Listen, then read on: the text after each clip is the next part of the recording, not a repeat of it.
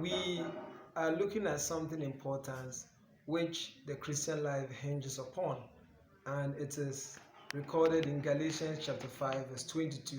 It reads,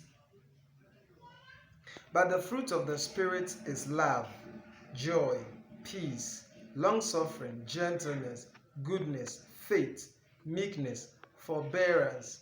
Against such there is no law." So verse 22 and verse 23 reveals a new kind of love, a new kind of faith, a new kind of gentleness, and others, which are the fruit of the Spirit. And we would say that it is a revelation of a new law, the law of faith and the law of spirit of life. That the following of these verses list these essentials and contribute to our Christian life.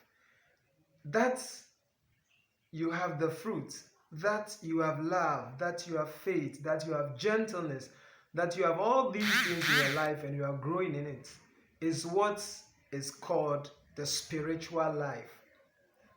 I have said that the speaking in tongues is one essential in the Christian life, but it is not the most important in the Christian life.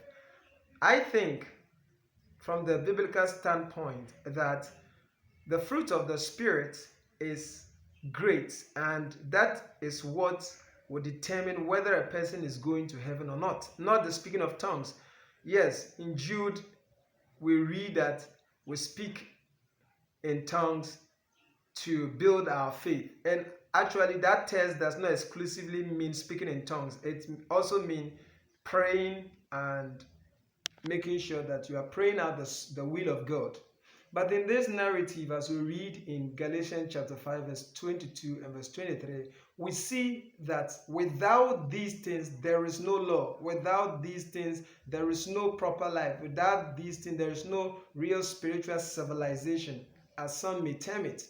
And so, if we say we are children of God, if we say we are walking with God, if we say we are Christians, if we say we are little Christ, then it implies that this fruit is a must.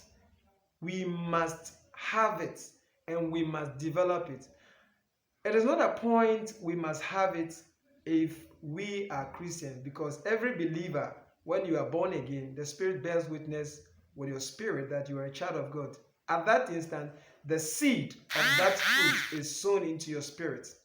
The problem is developing it. Many have not taken time to develop it, but they covet spiritual gift as prophecy, as speaking in tongues, as demonstration of power, which are all fine things to get.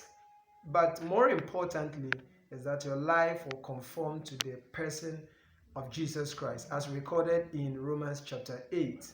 And so this day, ensure that you have the fruit of the Spirit, which is love, joy, peace, gentleness, among others. And that is the surety that if you have these and continue in them, you will make heaven. It is my earnest prayer for you that you will have these, walk in them, and then we will meet in heaven someday.